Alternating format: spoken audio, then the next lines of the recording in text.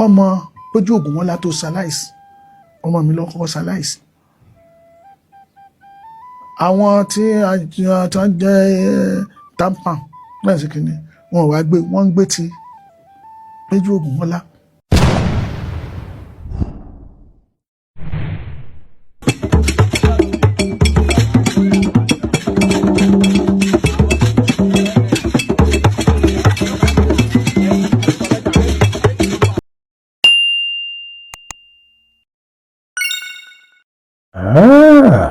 Àṣírí ńlá leléyìí o tí òṣèré orí ìtàgé ilẹ̀ wa ìyún Sẹ̀san Àdìó tí gbogbo wa mọ̀ sí Bàbá Òjògẹ́ ló tú nípa àwọn tó ń darí ìyún eré àgbéléwò àti eré tíátà tí wọ́n ń pè ní Tapan.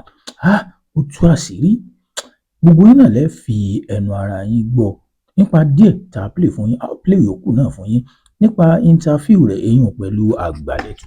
Ó sọ ó ní pé téèyàn ò bá ti lówó ṣé ká wá sọ pé ẹni tí ò bá lówó lọ́wọ́ kò ráyé wá ni.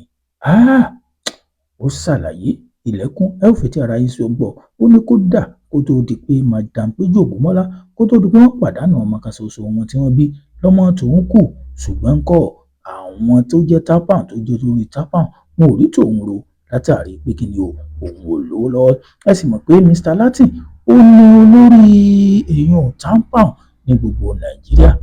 Ẹ gbọ́ kí wàá lè ro tiyín. Ẹ má gbàgbé ẹ subscribe sí YouTube channel wa. Ikú ayọ̀ ikú ọmọ kankan bẹ̀ kò ní wọlé tọ̀ wá lóṣù bàbàtàbàtà dé yìí. Ó yẹ gbọ́rọ̀ lẹ́nu Bàbá Òjòkẹ́ gangan. Ó ń dùn mí gidigidi gan ni bàbá mi ní parọ́ fún yín o. Ọwọ́ ọlọ́wọ́ ẹsẹ̀ lẹ́sẹ̀ ni mo fi ń jẹun. Ọwọ́ ọlọ́wọ́ ẹsẹ̀ lẹ́sẹ̀ òun ni mo fi ń jẹun bí mo ṣe wà yìí. Kò sí owó lọ́wọ́ mi. Àwọn tó ti wá mọ̀ mí ti pẹ́ tó ń ṣe gbogbo ẹ̀ǹkan kan tí bá lọ délé. Kó fún mi 5,000 lọ délé kí n kan lọ kí kó fún mi 10,000 kí n lọ délé kí ni mo fi ń dọ́gba ara mi tó fi ń ṣẹ́yàwó tí mo fi ń bọ́yàwó tí mo fi ń gbọ́mọ. Ọmọ mi kan ṣaláìsí lẹ́nu ọjọ́ mẹ́ta yìí. Ó wà nínú kinní mi bí yìí. Kọ́mọ Péjú Ògúnmọ́lá tó ṣaláìsí ọmọ mi ló kọ́kọ́ ṣaláìsí.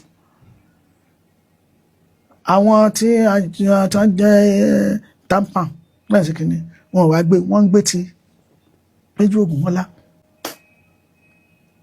Ṣáàmánù mi ní Ṣómólú ìyẹn wá kí fún wọn. Kò yẹ kó rí bẹ́ẹ̀ náà.